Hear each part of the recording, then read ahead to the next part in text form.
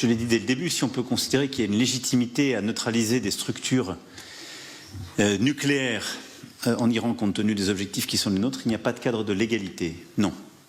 Et donc il faut le dire tel que c'est, il n'y a pas de légalité à ces frappes, même si la France partage l'objectif de ne pas voir l'Iran se doter de l'arme nucléaire. Nous considérons avec constance, depuis le début, que c'est par la voie diplomatique et technique que cela peut se faire.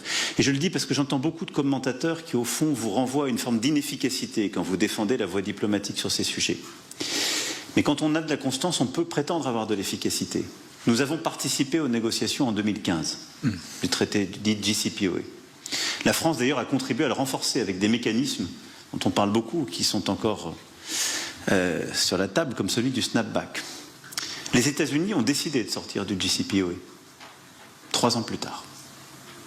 La France l'a regretté. Je me suis d'ailleurs constamment battu pour renégocier ce cadre, l'élargir, organiser des rendez-vous. Mais ce cadre n'étant plus respecté, nous avons pu moins bien suivre le programme nucléaire iranien.